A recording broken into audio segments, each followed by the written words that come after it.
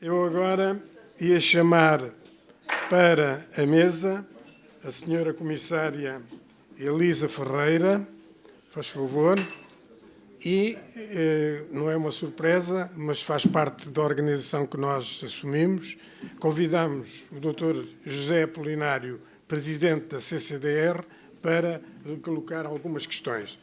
A doutora Elisa Ferreira fará uma intervenção inicial, digamos, nos dará um enquadramento e a visão e a evolução das questões a nível europeu, e o José Apolinário questionará duas ou três questões que possam interessar nesta relação com a União Europeia. Portanto, eu daria a palavra a senhora Comissária. Tem um currículo muito vasto, digamos, é uma pessoa que, além de ser economista, foi administradora e vice-governadora do Banco de Portugal, foi ministra do Ambiente e do Planeamento, foi dirigente da CCDR Norte, foi deputada ao Parlamento Europeu, onde foi relatora de importantes documentos sobre matérias na área do crédito, sobretudo, e foi docente da Universidade, da Faculdade de Economia da Universidade do Porto. Portanto, tem um conhecimento muito profundo da realidade nacional e internacional. E, cara Elisa, faça favor. Obrigada, muito obrigada. E acabo de ser promovida a engenheira também. o que é, enfim, que eu agradeço, porque calculo que vinda do engenheiro é uma promoção. E antes de mais nada, é um grande prazer para mim estar aqui, voltar ao Algarve, onde enfim, fiquei com tantos amigos e acho que temos tantos amigos e tantas memórias em comum, apesar de sermos todos extraordinariamente jovens, mas de facto já temos muita coisa feita. E eu gostava de facto de saudar todos os que estiveram na mesa, o Presidente Vítor Aleixo, o Sr. Reitor da Universidade do Algarve, o Presidente do Conselho Intermunicipal da AMAL, o Dr. António Pina, o Presidente da Região de Turismo do Algarve, por quem fiquei com, enfim, uma amizade especial por esta promoção, o amigo José Apolinário, há muito tempo trabalhamos juntos, e deixei para o fim precisamente o prazer que me dá e o que eu agradeço ao velho amigo Vítor Neto, ter-me feito este convite. E, de facto, eu tive muito prazer em responder logo de uma forma, enfim, positiva, porque, embora tenha limitações muito grandes de agenda, mas por várias razões. Primeiro, porque eu acho que a política regional e o desenvolvimento se faz no terreno. Depois, porque, precisamente por razões que foram evocadas nas intervenções precedentes e que agora na síntese o Vítor Neto referiu, é que há poucas regiões que consigam associar no mesmo território as grandes entidades que são necessárias para fazer para materializar uma estratégia de desenvolvimento coerente e sustentável. E o Algarve consegue fazer isso. E este encontro representa exatamente isso. Portanto, estão aqui os autarcas e as associações de autarcas, está aqui a CCDR, estão aqui as universidades, os académicos, e estão os empresários, que são, de facto, quem toma as iniciativas, quem cria o emprego. E, portanto, ter esta convergência institucional em cima do pensamento sobre o que pode ser uma região e o desenvolvimento de uma região, e eu concordo totalmente com isso, Vítor, é de facto algo extraordinariamente importante e essencial. E depois é digamos, uma estratégia, ou pelo menos aquilo que aparece referenciado como o tema, o mote desta reunião, é virarmos-nos para o futuro. E virarmos-nos para o futuro e, em conjunto, definirmos uma estratégia que é assente exatamente na inovação.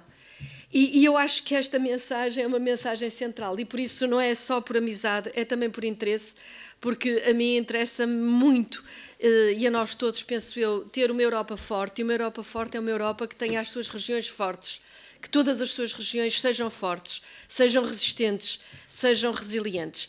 E, de facto, isso é fundamental e, portanto, é construindo em cima daquilo que em inglês, de uma forma muito simples, se diz o place-based policies, portanto, políticas que partam do território e nos permitam ter um futuro equilibrado e dinâmico, isto é a Europa. A Europa não é algo que viva sem os territórios e sem as pessoas. É isso mesmo, um país, uma comunidade ou a Europa. E, portanto, eu faço questão e tenho feito, de facto, dentro do possível, daquilo que a pandemia permitiu, tenho tentado ir às regiões, ir aos terrenos. Não é o caso esta aqui foi uma resposta a uma oportunidade, mas normalmente eu tento visitar as regiões mais pobres de cada país, vou à capital e depois vou visitar as regiões mais pobres com mais problemas, precisamente para perceber o que é que está em causa, e é isso que nos ensina, é assim que nós aprendemos. De facto, voltando um bocadinho mais à sequência daquilo que eu tinha preparado para não vos gastar demasiado tempo, de facto, nós vivemos tempos muito difíceis e nós não tínhamos ainda saído da pandemia do Covid-19, e é verdade, o setor do turismo foi dos mais atingidos, exatamente porque depende da circulação das pessoas e depende da proximidade física, e, portanto, em todo o mundo foi um dos setores, assim como o setor da cultura e algumas zonas, alguns setores, algumas regiões industriais que, de facto, romperam as suas correntes produtivas, e já estamos a enfrentar uma nova crise, e essa crise do Covid aconteceu quando nós estávamos a sair da crise financeira e, portanto, ainda estávamos alguns a tentar robustecer-nos a partir da crise financeira, como o Sr. Reitor referiu, e muito bem. Portanto, e já estamos numa outra crise, uma crise securitária de consequências imprevistas, e eu não posso deixar de fazer uma referência aqui, digamos, ao inesperado, por um lado, e ao dramático e injustificado processo que estamos a viver com a invasão russa da Ucrânia, e que, de facto, trouxe outra vez à Europa uma imagem de guerra que nós pensávamos que já tinha sido banida do nosso cenário. E faço aqui um pequeno insert, pura e simplesmente para chamar a atenção que, de facto, a União Europeia é uma união de princípios, de liberdade, de democracia. Nós, em Portugal, muitas vezes pensamos, ou já associamos quase sem querer, a União Europeia a uma série de burocracias e a fundos estruturais. Não, é muito mais do que isso, e nós estamos a ver o interesse que um povo como o povo ucraniano tem em se juntar à União Europeia, em fazer parte deste grupo, e o quanto os valores estruturais da União Europeia são essenciais, de liberdade, democracia, respeito, o Estado de Direito, são essenciais para garantir processos de reequilíbrio digamos, no funcionamento da nossa vida comum. E, portanto, enfim, esperemos que as coisas corram da melhor maneira possível, mas, de facto, não podia deixar de referir este tema e de o referir também, se é que há um lado positivo nisto, é que a Europa reagiu junta, todos nos juntamos para reagir, e, de facto, aquilo que era uma previsão, ou uma expectativa talvez da Rússia, que era de partir a Europa toda com reações diferentes, foi frustrada, felizmente, completamente frustrada. Por outro lado, porque permitiu que nós voltássemos aos básicos, aos valores essenciais, e vimos toda essa gente, todos estes cidadãos europeus a abrirem as suas portas, a abrirem as suas casas, a apoiarem, a darem o apoio que é possível, e, portanto, isto, no fundo, também nos fez regressar ao essencial, ao básico, e retomar o sentido do que é a União Europeia. Voltando um pouco digamos, à questão em curso, durante a crise do Covid, nós verificamos, de facto, que a Comissão Europeia, desta vez, eu penso que esteve bem, e que teve uma reação muito diferente da reação que tivemos à crise de 2008. Se nos recordarmos, em 2008, demorámos 4 anos, desde 2008 a 2012, até o Mário Draghi dizer aquela célebre frase do whatever it takes. Foram 4 anos. 4 anos em que havia hesitações, havia dúvidas e houve discursos que foram feitos que nunca deveriam ter sido feitos no contexto europeu. Mas desta vez, pensando agora pelo lado positivo, desta vez em 4 semanas, logo em abril, maio de 2020, nós já tínhamos feito a nível europeu a suspensão do Pacto de Estabilidade e Crescimento, dando maior margem de reação aos países em termos da sua capacidade orçamental. Tínhamos aprovado regras especiais para as ajudas de Estado e os Estados puderam apoiar, o que não tem só virtudes, uma vez que estamos no mercado interno, mas é melhor num espaço destes que algumas empresas continuem a ser capazes de subcontratar e de manter a dinâmica do que termos um fecho total. Adotamos uma flexibilização absolutamente excepcional da política de coesão, e já iremos um pouco a isto, porque é a minha responsabilidade direta, para apoio à emergência. E, de facto, nós pudemos, e fizemos, eu tomei a iniciativa com a minha equipa, levamos ao Parlamento Europeu, levamos ao Conselho, e nós, de facto, em meia dúzia de 2, 3 semanas, tínhamos introduzido alterações nos textos legislativos europeus dos fundos de coesão, do FEDER, do Fundo Social Europeu, do Fundo, enfim, do FEDER, do Fundo de Coesão e do Fundo Social Europeu, e do Fundo de Apoio aos mais fragilizados na sociedade, para permitirmos que os Estados-membros reprogramassem o dinheiro que ainda não estivesse, o dinheiro dos fundos do 2014-2020, que ainda não estivesse totalmente comprometido ou executado, para apoio à crise. E com isto nós demos flexibilidade total e, portanto, alguns países compraram ventiladores, outros compraram máscaras, outros puseram equipamento informático nas escolas, pagou-se parte do layoff, deram-se apoios mesmo para capital circulante às pequenas e médias empresas e, portanto, quase que se pôde fazer tudo, desde que fosse de resposta à emergência. Neste processo, ao nível da Europa, foram mobilizados, por vontade dos Estados, 23 mil milhões de euros.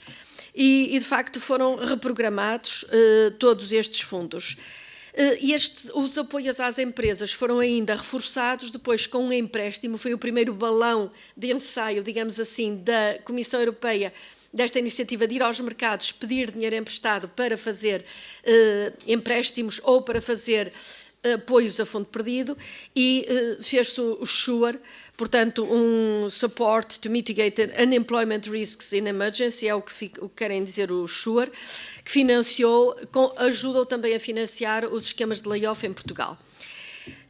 Num segundo momento, e quando se percebeu que era necessário relançar efetivamente toda a economia, porque a economia tinha tido, portanto, os 16,7% aqui no Algarve foram acompanhados em toda a Europa por quebras brutais do PIB, que só tinham comparação no fim da Segunda Guerra Mundial, portanto, uma quebra brutal, e de facto fez-se algo que nós tínhamos, enfim, discutido muito, pedido muito, mas que na crise financeira também foi impossível acontecer, que foi a Comissão Europeia ir aos mercados financeiros e endividar-se. Endividar-se para poder fazer um relançamento da economia. De facto, quando nós discutimos até à exaustão a questão quando discutimos às vezes até à exaustão a questão dos contributos para o Orçamento de Estado da União Europeia, para o Orçamento da União Europeia e o retorno, há um certo absurdo nesta discussão, porque um orçamento é um instrumento de redistribuição. Se cada um meter no orçamento aquilo que recebe do orçamento, então não vale a pena quase fazer orçamento, não é? Portanto, é um orçamento de redistribuição, assim como a política fiscal é uma política de redistribuição. Não havendo política fiscal europeia, então há um orçamento. Mas este orçamento, no entanto, vale 1% do PIB total da União. Portanto, se pensarmos em qualquer federação ou qualquer Estado que tenha como orçamento de Estado 1% do rendimento dessa comunidade ou dessa entidade é absurdo. Portanto, de facto, a União Europeia não tinha capacidade para fazer um relançamento da economia, como fizeram os Estados Unidos, ou a China, ou o Brasil.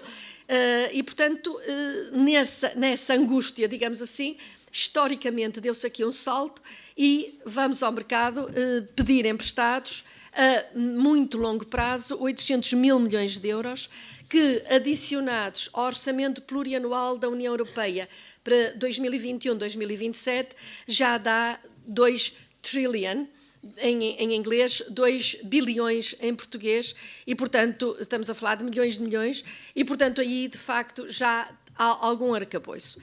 Isto foi completamente inovador, foi algo que tinha sido recusado sistematicamente em períodos anteriores, mas, de facto, a União precisa de um orçamento mais forte, e, portanto, para além deste caráter inovador, foram inovadoras duas coisas. Por um lado, a distribuição deste Next Generation EU, eu posso dizer em português, mas soa um bocado estranho, um instrumento da nova geração.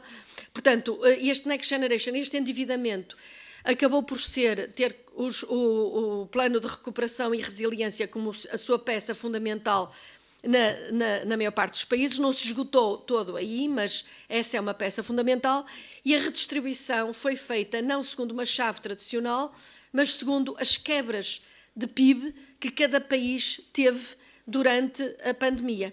Portanto, foi uma chave de distribuição de solidariedade e de compensação. Por outro lado, ele foi muito, digamos, é um apoio que é muito flexível, mas assenta em alguns eixos fundamentais. Por um lado, os países com esse dinheiro fazerem algumas das reformas que lhes são recomendadas pela própria Comissão Europeia, não impostas, mas recomendadas, portanto, também aqui diferente do que aconteceu nos tempos idos de 2011 e 2010 e de 11, e, por outro lado, assentar na inovação e no ambiente as estratégias para o desenvolvimento futuro. Isto é, há aquilo que se pode dizer reconstruir, mas reconstruir melhor. Reconstruir não nas bases da reprodução do passado, mas de criar novos vetores de competitividade para o futuro. E é deste Next Generation que Portugal recebe 13,9 mil milhões de euros a fundo perdido e 2,7 mil milhões de empréstimos, e que tem de executar precisamente porque a lógica é de relançamento até 2026. Portanto, estas são algumas digamos, dos aspectos em que eu acho que vale a pena nós, de vez em quando, recordarmos que, de facto, digamos, há progresso na própria União Europeia e que aquele lema de que em cada crise nós vamos fazendo melhor, em alguns momentos funciona. E se em 2008 foi muito penoso o que aconteceu, agora, digamos, na crise do Covid de 2020, estas iniciativas são na área económica, mas claro que se acrescentam a iniciativas que a Comissão tomou de fazer contratos com os produtores de vacinas, a seguir contratualizar a compra dessas vacinas e a seguir distribuí-las ao mesmo preço por todos os países, grandes e pequenos, ao mesmo tempo, para além de criar o certificado digital para facilitar os contactos. E, portanto, apesar da Comissão Europeia, isto é algo que nós às vezes também não temos em conta, não tem competências na área da saúde, competências específicas, tem competências muito frágeis, mas avançou e ousou. E, portanto, há aqui elementos que são, a meu ver, um bocadinho diferentes do habitual. Neste momento, esta sensação de que estávamos, enfim, tínhamos a coisa relativamente controlada, esconde muitos riscos, e eu acho que a invasão da Ucrânia veio outra vez confirmar esses riscos, colocou os preços da energia em máximos de muitos anos, apesar desta alta de preços não ter por base os fundamentais de mercado, isto é, continua a haver fornecimento de gás e continua a haver uma procura que foi um bocadinho estimulada porque se saiu da crise do Covid, mas que não justifica este excesso. Portanto, há aqui, de facto, algo de expectativas e de consequências de antecipação de expectativas, e isto tem mais fundamentais económicos, parece-me, se de facto não houver colheita da primavera, não se puder fazer a sementeira da primavera na Ucrânia, e não se sabe muito bem no caso da Rússia, uma alta de cereais e de outros bens alimentares, e esse parece-me de facto um risco que está na nossa frente, e de facto isto vem confirmar os riscos das cadeias de valor muito longas. Enfim, todos estes fatores conjugados, a economia europeia tem neste momento riscos inflacionistas, a perspectiva de uma recuperação mais lenta, e, de facto, estamos a fazer tudo a nível europeu para contrariar estas tendências, mas, de facto, também para o setor turismo, elas colocam outros riscos adicionais. Que combinam, de facto, a dependência natural do setor do turismo em relação ao ciclo económico, o aumento dos preços da energia, dos transportes e o aumento do preço dos bens alimentares. Mas, ao falar de turismo, estamos a falar de um setor essencial, que não é só essencial para Portugal, é essencial para toda a União Europeia. Conhecem os dados melhor do que eu, porque são do setor, mas o World Travel Tourism Council, em 2019, já apontava que o setor do turismo na União Europeia gerou 9,5% do PIB, 22,6 ou 23 milhões de empregos, e sobretudo, 99% dos quais em PMEs. E, portanto, é a quarta maior categoria de exportação da União. E em Portugal, o setor turismo é ainda mais forte, 17,4% do PIB a 1 milhão de empregos, enfim, andará à volta disto, e estou a falar de dados de 2019, e, de facto, como foi referido pelo engenheiro Fernandes, é o equilíbrio da balança de pagamentos que passa também por aqui. E é sabido que, de facto, foi um dos setores mais afetados, já dissemos, já sabemos isso, mas 2021 já mostrou uma clara recuperação, em parte também, e aí acho que, digamos, as flexibilidades que foram criadas em termos de apoio a uma série de empresas, também no caso de Portugal, ajudou, muito embora muitas vezes nem nos apercebemos de que os apoios que são dados às empresas são apoios que são dos fundos estruturais e destas flexibilidades que foram geradas na União Europeia. Mas, de facto, há riscos adicionais, há um longo caminho a percorrer e, de facto, há aqui que trabalhar em detalhe o que é, digamos, como é que se pode equacionar o setor do turismo para o futuro, sendo que ele é complexo e tem cadeias e interações muito complexas. Temos, do outro lado, para além destes riscos, uma outra dimensão, que é o apoio sem precedentes na história da União Europeia que foi possível mobilizar. E, de facto, fala-se muito do PRR, mas os fundos 21-27 são bastante mais vultuosos, bastante mais de período longo, bastante mais espacializados, por definição, e regionalizados do que é o apoio digamos, do PRR. O PRR tem a vantagem de vir acrescentar e tem a vantagem de ter flexibilidades, sendo que a relação entre os PRRs dos países e o seu impacto no território varia de país para país de uma forma muito relevante. Embora nós tenhamos pedido a nível da Comissão Europeia, mas o PRR não é gerido diretamente pela minha unidade, é gerido, ela participa, mas está dependente de uma unidade nova que foi montada debaixo do gabinete da Presidente, precisamente para combinar todas estas dimensões. Agora, uma segunda nota para sublinhar o papel que a inovação tem neste futuro. E, de facto, eu já referi isto na minha introdução, mas muitos dos aqui presentes são um bom exemplo exatamente dessa capacidade de inovação do setor, através do desenvolvimento de novos modelos, novos produtos, novos serviços, da capacidade de melhorar a qualidade daquilo que se faz. E eu tive a oportunidade de ver a lista dos finalistas dos prémios Inova Algarve 2.0, que vão ser entregues amanhã. São 15 projetos que me parecem muito interessantes, muito inspiradores, e que penso que todos eles, ou quase todos eles, embora eu não tenho a informação detalhada sobre cada um, vão exatamente neste sentido, no sentido de construir melhor em cima do que temos. E de facto, também acho que é importante notar que muitos destes projetos foram financiados pela política de coesão já no seu nascimento, assim como a BioNTech, da BioNTech Pfizer. A BioNTech recebeu fundos do FEDER, precisamente nessa dimensão de inovação.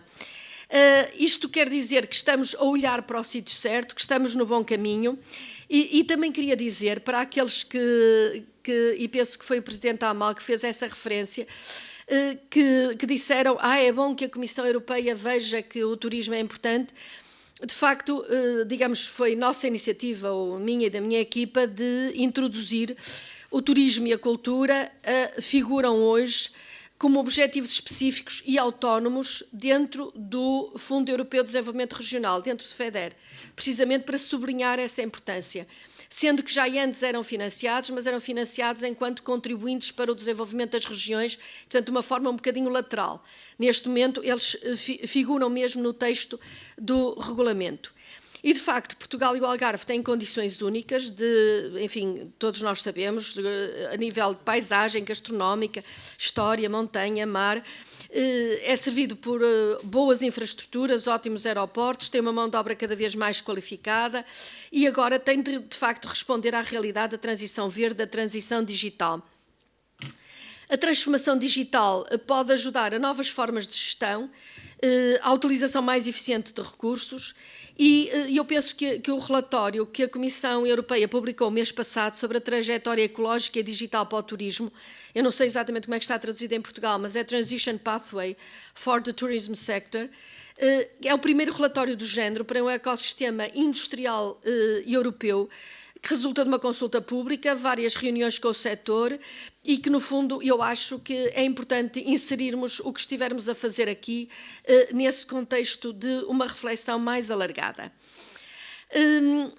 Depois, houve aqui no painel anterior esta ideia de fazermos, ou esta discussão, que por vezes fazemos demais de turismo ou devemos abandonar o turismo. Eu penso que essa a síntese que penso que, enfim, já não sei quem foi, citando o Vítor Neto, dizia temos a menos do resto.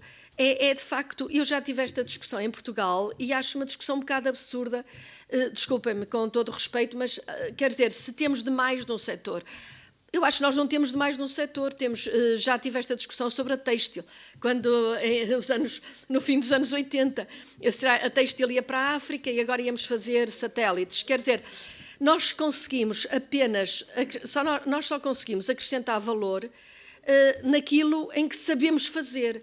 Porque se nós não conhecermos o setor, o tecido produtivo, se não conhecermos a tecnologia, o know-how, é muito difícil, só em atos de voluntarismo, numa economia globalizada, avançarmos para sítios que os outros não estejam já lá.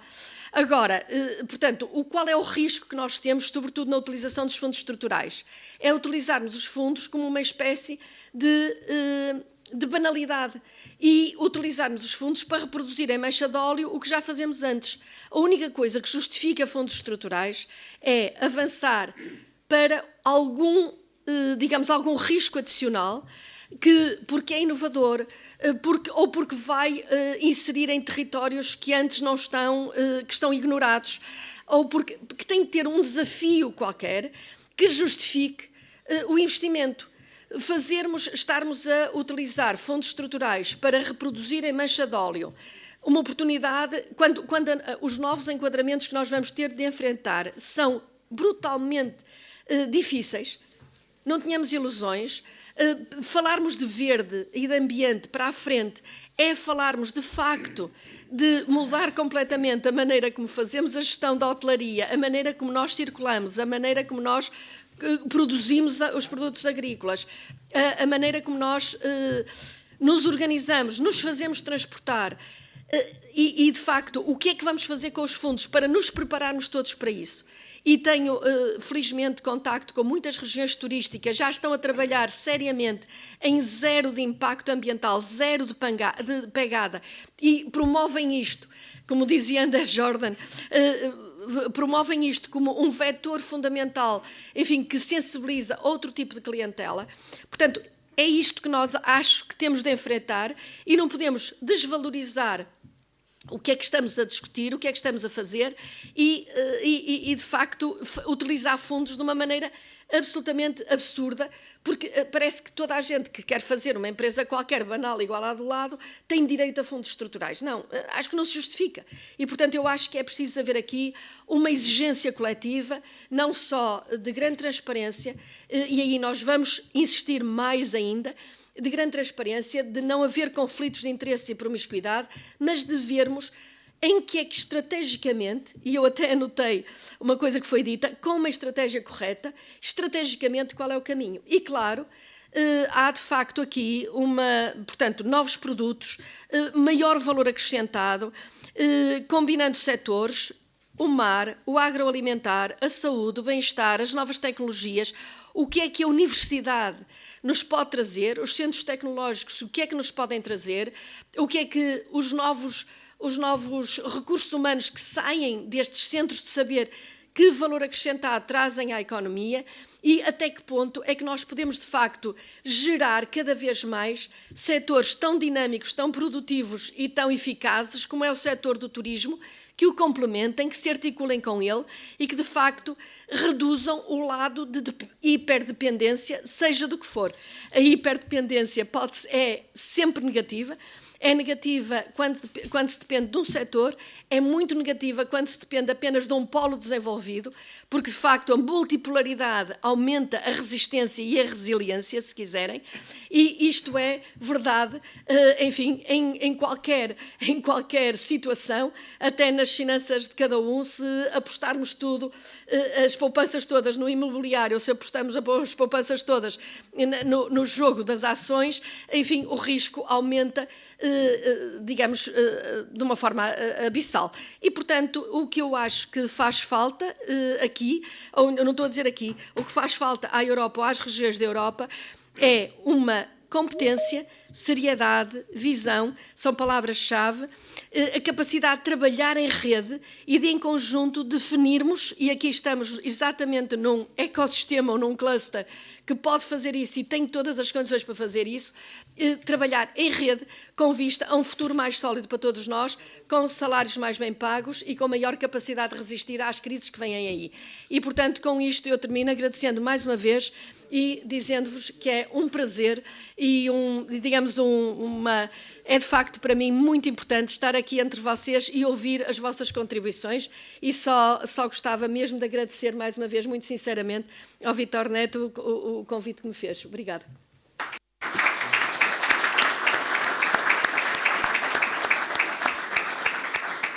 Sem palavras, sem comentários, passaria imediatamente ao Sr. Presidente da CCDL do Algarve para apresentar as observações e as questões que quiser à Sra. Comissária. Mas muito obrigado pela sua intervenção. Sra. Comissária, muito obrigado pela sua intervenção, pela sua presença.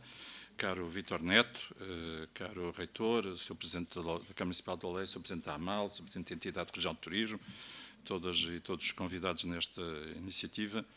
Eu quero, em primeiro lugar, felicitar o Vítor Neto por esta iniciativa, de juntar todas as entidades neste fórum, e quero agradecer penhoradamente à Sra. Comissária por ter prontamente aceito e dedicado este tempo ao Algarve. Eu que já tenho muitos anos, portanto, fiz no passado uma campanha em defesa da regionalização. E perdemos. E uma das pessoas que eu, na altura, aprendi a respeitar era o professor Joaquim Magalhães, já falecido, pai do professor Romero Magalhães, que também faleceu recentemente, e o professor Joaquim Magalhães, que foi reitor durante muitos anos da Escola João de Deus, na altura Liceu de Faro, apresentava-se como: eu sou algarvio natural do Porto. E a senhora Ministra é uma amiga do Algarve, a senhora Comissária e Ministra do Ambiente, é uma amiga do Algarve, e por isso eu quero aqui dizer que é uma grande honra estar aqui na mesa consigo. Porque, como estava a dizer há pouco, é bom termos memória. Nós no Algarve achamos sempre que temos que ir mais além, e muitas vezes sentimos-nos injustiçados e incompreendidos na relação entre o poder central e a região. E entendemos que há um conjunto de investimentos estruturantes que por vezes não se realizam. O mais central é, de facto, hoje a saúde. A ligação de comboio a Lisboa também poderia ser melhorada e não está no PRR. Vamos ter agora a concretização até 2023 da eletrificação da linha ferroviária, portanto, através de verbas de fundos europeus no programa Compete, mas eu não quero deixar passar esta ocasião sem deixar de sublinhar aqui o papel decisivo que teve a então Ministra Elisa Ferreira e o então Ministro João Cravinho para permitir que a autoestrada viesse até ao Algarve. Porque, se não fosse o seu empenho, não tínhamos autoestrada até ao Algarve. Desviou-se à decisão. Porque, anteriormente, a posição da Comissão Europeia é que a autoestrada devia ficar em Almodóvar. Porque era a questão da passagem, como compatibilizar a autoestrada com a proteção das apetardas no travessia junto entre Almodóvar e Castro Verde. E, portanto, quero sublinhá-lo. E, bom, nós agora temos outras reivindicações mais centradas na saúde, no hospital, nas frentes. Pronto. Depois, o Vítor Neto pediu-me para fazer aqui um comentário, colocar aqui algumas questões que seriam, digamos, mais ajudas. Não são bem questões, são mais ajudas que eu venho pedir. Pronto. Não deixaria de pôr o toque ou começar por este ponto do turismo, embora eu gostava de falar sobretudo sobre os auxílios de Estado com incidência regional. Porque, afinal, estamos falando de plateia de empresários e quero sentar as questões, sobretudo, nas questões dos empresários em todo o território. Mas, todavia, vamos ver, nós não podemos cair nesta armadilha. Portanto, nós, por um lado, não podemos cair na armadilha de, quando falamos de diversificação, se entender como uma entender contra o turismo, nem o turismo pode ver na diversificação um ataque ao turismo. Nós somos a principal e primeira região turística do país. É verdade que o poder político está em Lisboa, que as decisões políticas são tomadas em Lisboa e que são os grandes empresários, os grandes grupos que tomam as decisões na região. Mas eles só vêm cá, muitas vezes, no verão. Desfrontar daquilo que são as capacidades e os potenciais da região. Porque eu quero sublinhar o seguinte.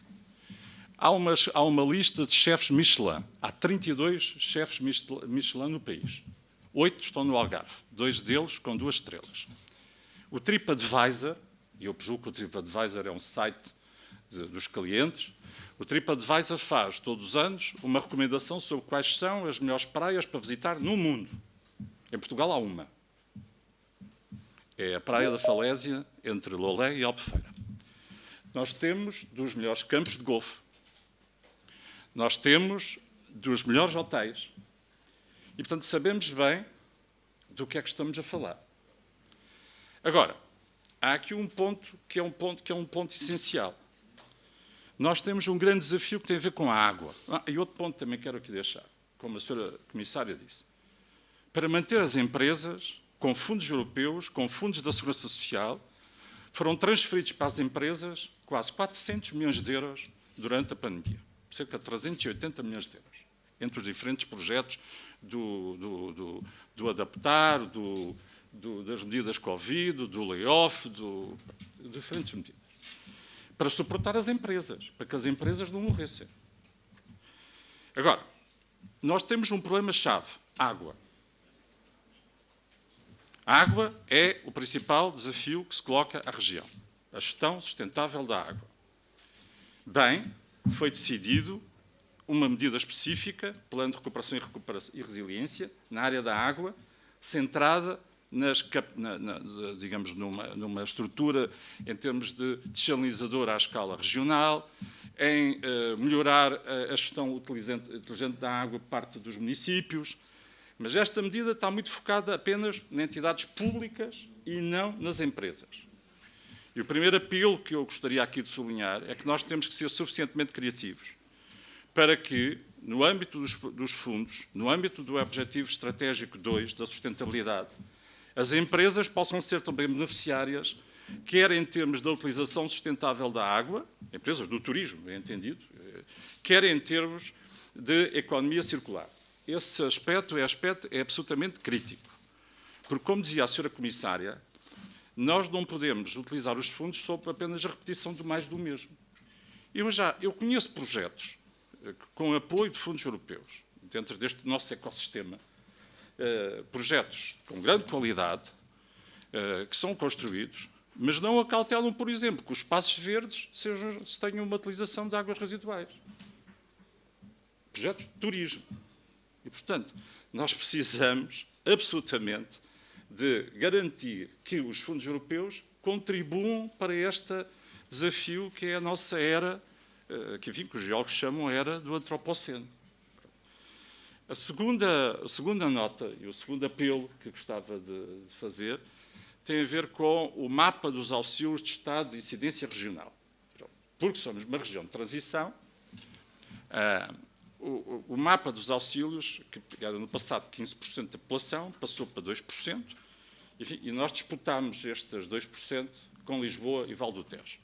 Quero sublinhar aqui o empenho da ministra Ana Abrunhosa, que perante a dificuldade decidiu fazer uma 50% para um e 50% para outro, portanto nós ficámos com 50% da população, com os critérios que resultam do governo. Bom, mas temos uma situação aqui pela frente, que é assim, quer nas empresas de turismo, algumas estão na área que não conseguimos colocar em termos desse mapa, quer das atividades de diversificação, precisamos aqui de um estímulo especial. Porque, vamos ver, nós há 36 anos, desde que começámos os quadros comunitários, que andamos a dizer que é preciso diversificação, sem prejuízo da importância e do turismo ser a nossa principal atividade económica.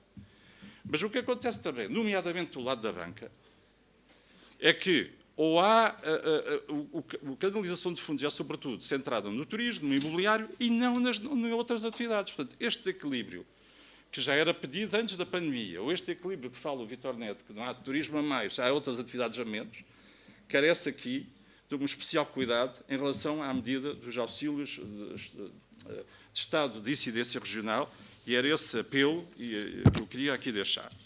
Bom, a terceira nota tem a ver com as qualificações. Permitam-me só dar aqui uns dados. Dados de 2020. Nós temos uma taxa de escolaridade ao nível do ensino superior, em 2020, no Algarve, de 33,8%. A média nacional é 39,6% e na União Europeia de 41%. A taxa de risco de pobreza é de 23,2% versus 21,6% a nível nacional. A taxa dos jovens de NEET, portanto, os que não estudam no emprego, na formação e na educação, é de 12,8%, quando a nível nacional é 9,1%.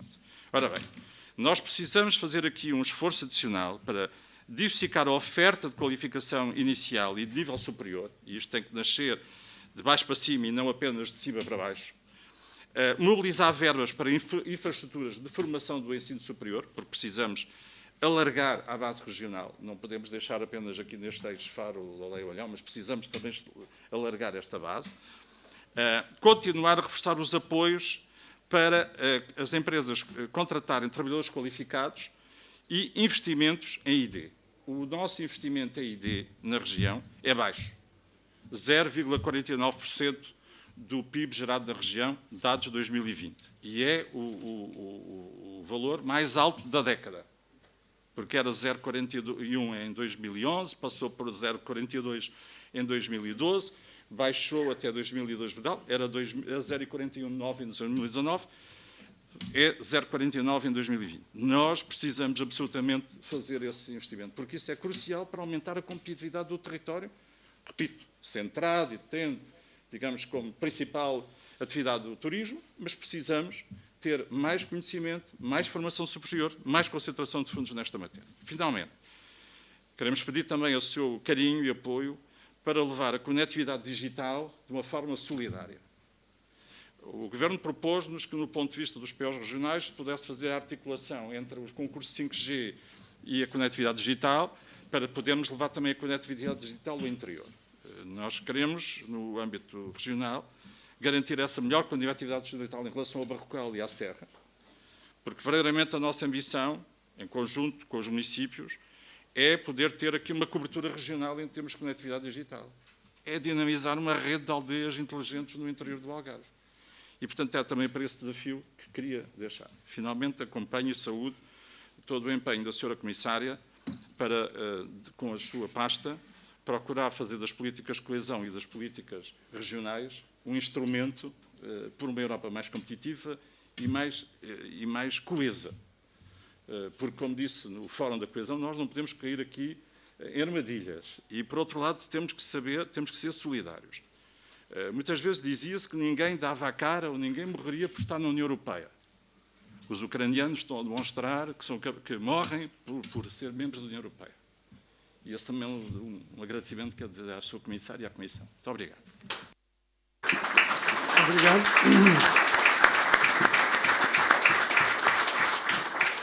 Senhora Comissária, palavra a si. Muito obrigada, Sr. Presidente da Comissão de Coordenação Regional do Algarve, caro Apolinário, eu vou chamar-lhe assim, já o conheço há muitos anos. Eu acho que as questões que foram colocadas são questões, de facto, muito importantes e que vale a pena debater. A questão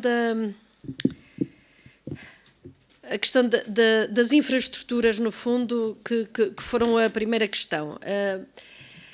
E relacionando essa necessidade ainda de infraestruturas com o que são as conclusões do 8º relatório e do Fórum da Coesão. De 3 em 3 anos, a Comissão Europeia tem de fazer um relatório que ponha à discussão pública e que, de facto, eu gostava de lhes pedir que fossem à internet e descarregassem o 8º relatório da Coesão e que o vissem, porque, de facto, só os mapas já nos contam uma história. E de facto, aquilo que se nota é que quando... Portanto, esse relatório, para explicar um pouco melhor, como nós temos uma política de coesão, que é uma política de longo prazo, de 3 em 3 anos, nós vemos como é que as coisas evoluíram, como é que as coisas estão. E neste caso foi, enfim, é um 4º ano, precisamente porque estivemos à espera de ter alguns dados sobre o impacto da pandemia, onde se confirmou que, de facto, o impacto da pandemia era assimétrico em cima dos diferentes territórios, mas este relatório indica-nos 2 ou 3 coisas. Uma delas é que houve, para os países que estavam e para as regiões que partem de um nível muito, muito baixo de desenvolvimento, os fundos estruturais contribuíram para uma dinâmica brutal e uma convergência brutal. É o que está a acontecer nos países de leste, onde, de facto, há um crescimento enorme. Para terem uma ideia, os países que entraram em 2004, em média, tinham um PIB per capita de 59% da média da União. Hoje têm 76 ou 75 ou 76, estou a citar de memória, mas... Portanto, há um crescimento, hoje não, em 2019, há um crescimento brutal. O mesmo aconteceu em Portugal e é por isso que às vezes é um bocadinho estranho a discussão dos fundos, é que de facto quando tudo falta, e deu aqui alguns exemplos, faltava a autoestrada para o Algarve, faltava o investimento das águas do Barlavento e das águas do Sotavento para fazerem o abastecimento. Fizeram-se os desassoreamentos da Ria Formosa e a recarga de areias. Portanto, tudo isto cria uma dinâmica. Eu estou a dar aqui exemplos, mas em todos os países, em todas as regiões, há um surto inicial de investimento nos primeiros anos da adesão ou nos anos subsequentes, que isso alimenta só por si o crescimento. Mas a seguir, os países chegam a um limiar dos 60 e tais %, os países ou as regiões, e continuar a crescer, continuar a convergir, fica pesado, difícil, porque já não basta as infraestruturas, é preciso construir valor acrescentado em cima daquilo. E nessa altura, as determinantes, e o que está a acontecer na Europa, olhando para os mapas, é que há regiões da Europa, leia-se o sul de Itália, a Grécia, uma parte importante da Espanha, uma parte importante de Portugal, com a exclusão do Algarve até à crise do Covid e de Lisboa, que chegam ao limiar e não conseguem ir mais além. E isto já passa por uma reflexão coletiva que temos de ter sobre o que é que falta. E isto prende e chama a atenção para a qualidade das instituições, sejam elas câmaras municipais, sejam as agências de desenvolvimento regional, seja a administração pública, seja o grau de descentralização, seja digamos, a qualidade das universidades, a qualidade das empresas. e varia de região para região, mas a atenção agora tem de ser focada em como acrescentar valor quando aquela infraestruturação básica já foi atingida. Também porque, à medida que nestes países, por exemplo, e nós sentimos isso, quando um país entra na União, de repente há uma atração imensa de investimento estrangeiro que vem em busca dos salários baixos, à medida que os salários começam a subir, já a coisa não é tão automática, porque é preciso que o aumento de produtividade compense o aumento de salário e, portanto, aí a coisa já começa a ficar. Mas é esse o nosso grande desafio. Eu acho que este é o desafio para Portugal também. E, portanto, eu acho que determinados investimentos infraestruturais têm de ser abordados com muito cuidado, com muita preocupação de sustentabilidade, isto é, de utilizar os fundos para o impulso inicial e a seguir ter a certeza que aquilo que se mantém e que não se transforma num subsídio permanente e que se paga a si próprio, quer em termos, às vezes, o impacto não é dentro do mesmo projeto. Por exemplo, a autoestrada do Algarve precisava de fundos, porque precisamente é um investimento que demora muito tempo a recuperar, mas o impacto que ela tem em termos económicos na envolvente e na dinamização da envolvente é brutal. E, portanto, é preciso ponderar cada vez mais isto e penso que, de facto, digamos, investimentos que ainda faltam, saúde ou ferrovia, ou o que for, acho que são importantes, mas é preciso não ficarmos por aí e darmos um salto importante na direção digamos, de como é que nós vamos lá. E é por isso que esta discussão hoje aqui, exatamente com estes atores, é tão essencial, precisamente porque é preciso ir ao detalhe. Depois, a questão dos auxílios de Estado. A questão dos auxílios de Estado é, enfim, qual é a lógica dos fundos? A lógica dos fundos é tão essencial como a lógica do mercado interno. A União Europeia baseia-se em concorrência pura, ou pura, o mais pura possível, dentro da impureza, mas o mais pura possível dentro do mercado. Digamos, se as partes que concorrem partem de níveis muito desequilibrados, um lado vai sempre ganhar, quer dizer, e não há o tal reequilíbrio da teoria neoclássica, para os que são economistas, o tal reequilíbrio automático não existe. Portanto, o que existe é uma polarização nos polos mais dinâmicos e, portanto, é preciso reequilibrar, isto é, os fundos estruturais procuram identificar quais são as áreas que ou perderam dinâmica ou precisam de um impulso para acelerarem a sua convergência e poderem participar e poderem jogar o jogo das livres circulações na União Europeia. Daí que nós, quando não transferimos maciçamente, mas transferimos mesmo assim fundos estruturais para a Alemanha, não estamos a dizer que a Alemanha não tem problemas, estamos a dizer que a Alemanha tem a obrigação de se ajudar a si própria, com o nível de rendimento que tem. Enquanto, quando transferimos para a Bulgária, nós percebemos que a Bulgária precisa de um apoio adicional para conseguir ultrapassar bloqueios iniciais, assim como Portugal precisou. Mas a ideia não é que fique a precisar toda a vida e que a seguir a umas coisas venham outras e que se acabe imaginem, uma estação de tratamento e que não tenhamos sido capazes de introduzir um fundo de reposição dentro da lógica da empresa para, no fim, fazer a reposição dos equipamentos, porque nós fazemos isto nas empresas, portanto, amortizamos para, no fim, e, portanto, é preciso não repetir em mancha de óleo também os investimentos públicos. Agora, os auxílios de Estado foram muito liberalizados agora. Eu sei que o que estamos a falar é da alocação dentro do país e, portanto, eu ainda nem conheço o que é que Portugal propõe. Não sou capaz de discutir. A verdade é que os auxílios de Estado com taxas de cofinanciamento para as empresas que já são bastante elevadas e com outros mecanismos como é o EU Invest, o Banco Europeu de Investimentos, enfim, digamos, têm de ser mitigados. Mesmo assim, eu chamava a atenção para o facto de determinadas tipologias de investimento, nomeadamente aqueles que têm uma forte componente de inovação, uma forte componente de ambiente, têm, digamos, espaço específico para serem apoiados. Mas, digamos, também sejamos claros, digamos, nós não podemos dependurar todo o investimento privado, enfim, em fundos e em apoios.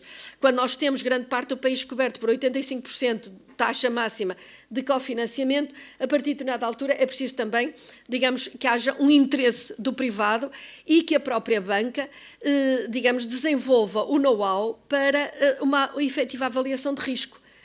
porque, de facto, nós temos na Europa, digamos, 75% do crédito vem da banca, nos Estados Unidos 75% vem do mercado bolsista.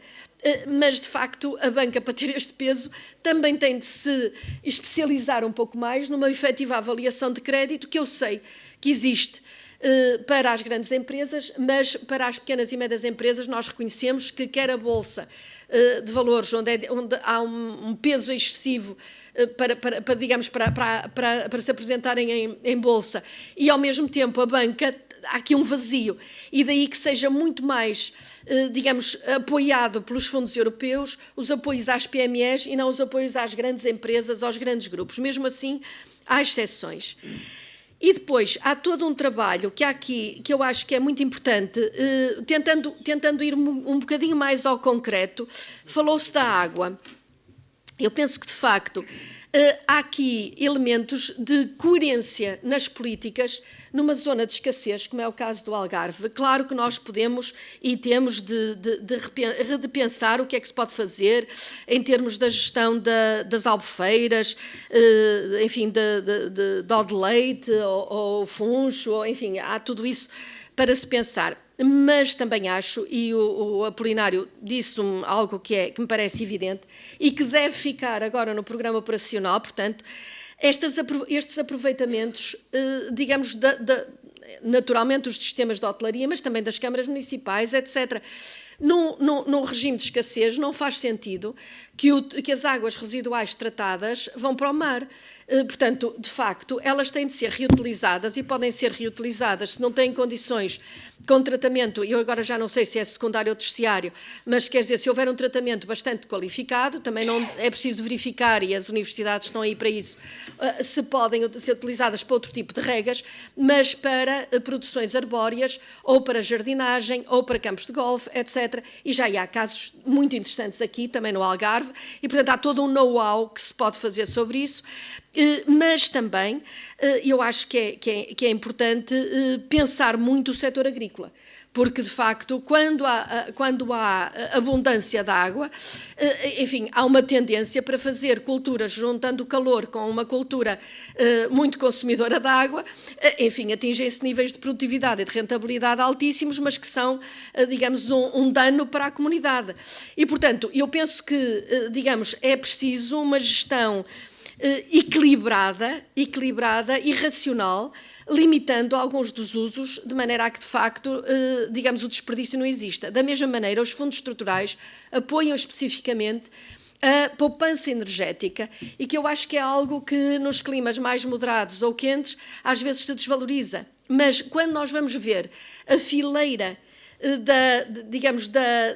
da poupança energética, falta-nos completar a fileira. Eu faço esta experiência muitas vezes, sim, eu quero, digamos, um apartamento qualquer, nós vemos a situação climática do apartamento, a situação energética, é classificado com um nível baixo, e diz-se, bem, então eu vou chamar um mestre de obras e digo-lhe, olha, o que é que eu faço aqui neste apartamento? As pessoas não sabem, na prática não sabem, portanto, ou melhor, saberão se tratar de uma grande unidade hoteleira. Mas a poupança energética, a poupança da fatura energética é hoje, até com a crise que estamos a viver da Ucrânia, mais importante do que nunca. Agora, como é que isso se faz? Como é que se instalam os painéis? Como é que se metem os isolamentos? Qual é a investigação sobre novos materiais que se pode fazer? E, portanto, eu acho que há aqui todo um trabalho em rede que tem de ser feito, e que, quando nós falamos da estratégia de especialização inteligente do Algarve, se eu não estou em erro, temos exatamente energias renováveis, a saúde, que eu acho que é uma coisa importantíssima e que pode, de facto, ligar-se muito facilmente com o turismo e criar uma compensação de sazonalidade, a saúde, o bem-estar, o mar. Portanto, o que é que nós fazemos, o que é que Portugal quer fazer com o mar? E o mar é dos tais sistemas que foi selecionado como uma das visões da União Europeia e, portanto, aí as ajudas de Estado até são permitidas para se fazer, digamos, naquele ecossistema. A mesma coisa na investigação sobre combate aos ataques cibernéticos. Portanto, há neste momento, da parte da União Europeia, uma nova abordagem do que é a indústria e do que é a necessidade de proteger a indústria europeia, criando, enfim, não são só os semicondutores, mas também, digamos, estamos todos pendurados numa nuvem. Como é que nós nos defendemos dos ataques à nuvem? E, portanto, há toda esta dimensão que eu acho que precisa, neste momento, ser materializada, até porque o Algarve tem agora mais fundos do que tinha no passado. E, portanto, a responsabilidade também é maior. E isto prende-se com a tal questão das qualificações, que de facto podem gerar novos empresários, podem gerar, e eu vi, digamos, naquilo que vão fazer amanhã, já uma quantidade de áreas onde, de facto, algumas destas questões, sei lá, barcos movidos a energia solar, enfim, há todo um conjunto, não queria identificar algum em particular, porque estou a citar de memória, mas, digamos, projetos muitíssimo interessantes. Por último, a tal conectividade digital, e termino, e eu peço desculpa, falei muito, mas a conectividade digital, eu acho que é qualquer coisa de essencial, porque à medida que nós vamos colocando tudo aquilo que são até bens públicos e acesso a serviços públicos, como, digamos, renovar a carta de condução, fazer o cartão de cidadão, pedir um licenciamento para qualquer coisa ou fazer uma consulta médica e nós, digamos, centramos isso numa rede digital, nós temos de ter muita consciência de que se a rede digital não chegar a alguns cidadãos, eles ficam ainda mais excluídos do que antes. Nós achamos que as redes digitais nos permitem, e permitem-nos, funcionar à distância, mas se de facto as pessoas estão excluídas do acesso à rede, porque não têm bom sinal na rede, então elas ficam excluídas de quase tudo, até as crianças ficam excluídas de assistirem às aulas. E, portanto, não há só este risco da separação digital física, que pode ser rede física ou pode ser via satélite, mas tem de existir, como também, digamos, há setores ou segmentos da população que podem ficar excluídos porque não têm as capacidades, as apetências para utilizar com facilidade, digamos, a informática. E, portanto, aquilo que me parece neste momento é, de facto, que temos de ter uma grande preocupação, e estamos a trabalhar também sobre isso a nível europeu, que é do digital divide, portanto, da divisão em termos de acesso a estes bens fundamentais que agora, no século XXI, são tão mais necessários, ou são tão necessários como a água ou a eletricidade. E, portanto, aquilo que neste momento nós temos, e para terminar, é um quadro comunitário, ou um apoio, ou o tal acordo de partenariado, que está a ser negociado com Portugal. Estamos neste momento em negociação. O ano de 2021 não se perdeu. Aliás, até agora só um país é que fez o acordo de partenariado e assinou, que é o caso da Grécia. Temos 13 propostas de acordo de partenariado para apreciar nos próximos tempos.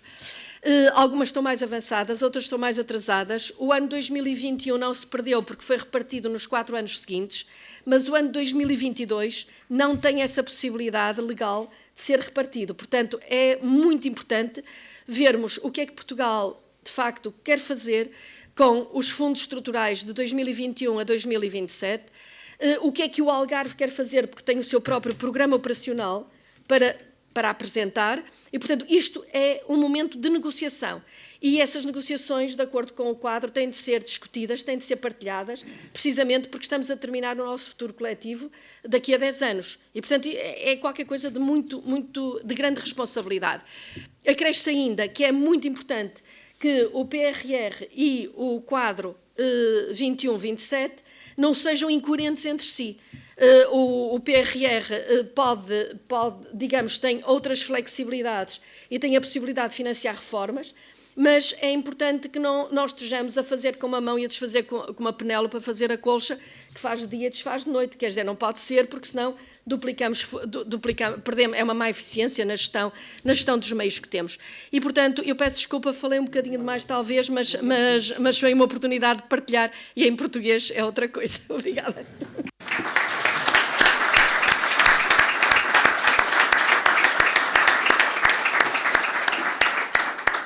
Muito obrigado, Sra. Comissária, nossa cara amiga.